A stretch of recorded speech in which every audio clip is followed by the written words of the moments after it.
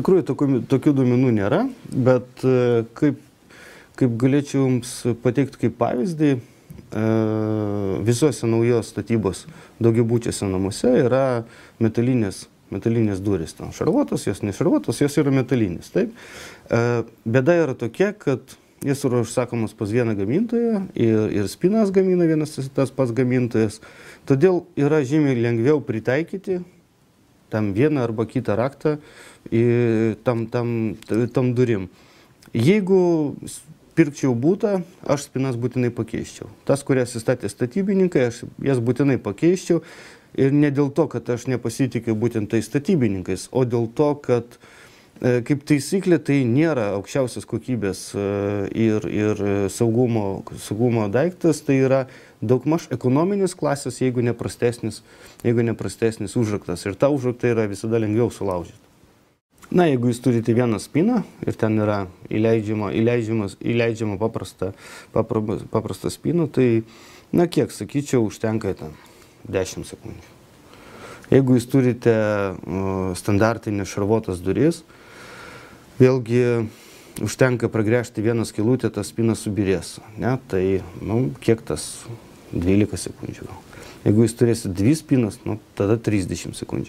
Iš tikrųjų, supraskit, kad asmenys vykdantis vagystes iš gyvenamųjų patalpų yra savo darbo profesionalai. Tai nėra atsitiktiniai žmonės, kurie nusprendė apvogti jūsų butą. Jie žino apie tokių durų ypatybės, kartais netgi nuperka tokias pačias spynas.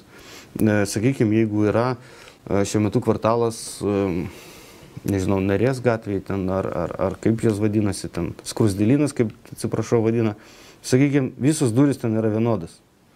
Pas vieną gamintoją užsakytos. Užtenka vienas durys nupirkti, sužinot, kur reikia pragręžti, kur yra laikymo mechanizmai, kur yra silpniausios vietos. Ir tu gali netrukdomai, jeigu turi tokį polinkį į nusikalstamą veiką, netrukdomai laužyti duris ten metus, nes būtų yra iš tikrųjų daug.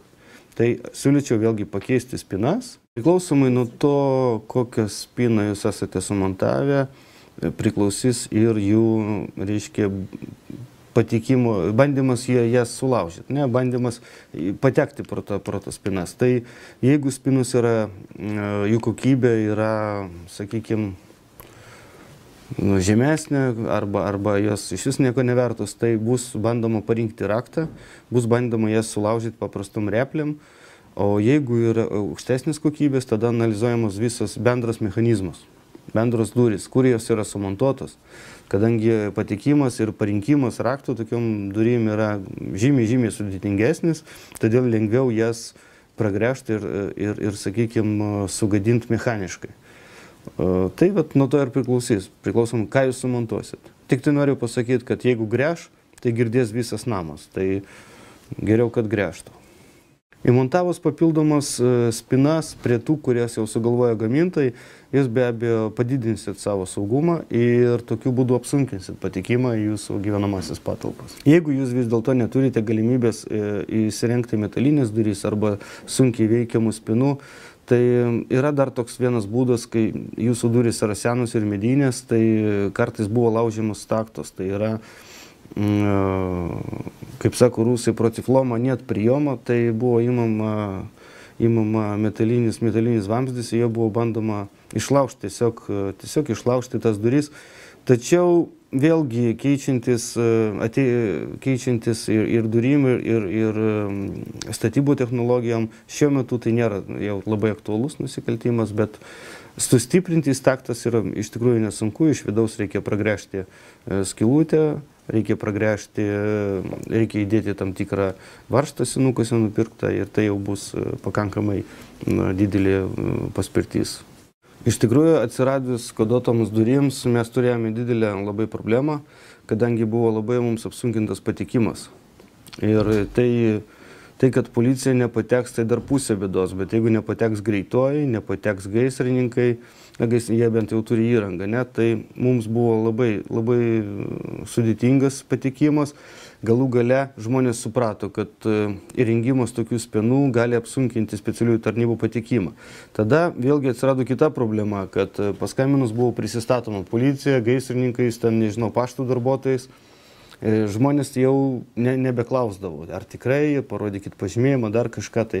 O sumontavus spygę, tokią sovietinį spyną, kur reikia paspausti 3.8 ir po to paimti pieštuką ir užrašyti kairiai pusiai virš kairio durų kampo, kadangi name gyvenantys senyvo amžiaus žmonės ne visada prisimena, tai jie ateina, pasižiūri.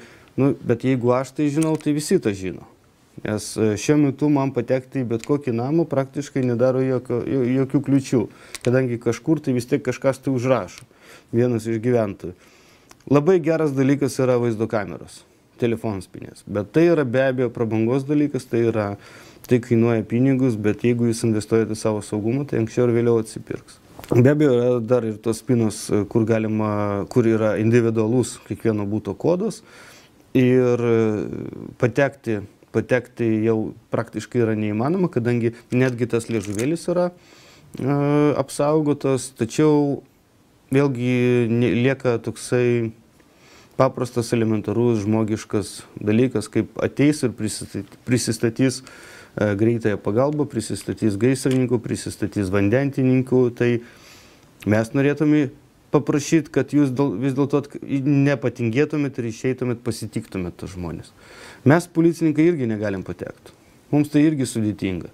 Bet jeigu kažkas išeitų į mus, pažiūrėtų ir paprašytų pažymėjimus parodyti, mes tikrai džiaugtumėmės ir dar pasveikintumėm tos žmonės, kad jie rūpinasi savo saugumu. Tai nepatingėkit, prašau, jeigu jums skambina, prisistato, išeikit, prašau, į laiptinę ir pažiūrėkit, ar iš tikrųjų įėjo į namą tas, kuris prisistatė.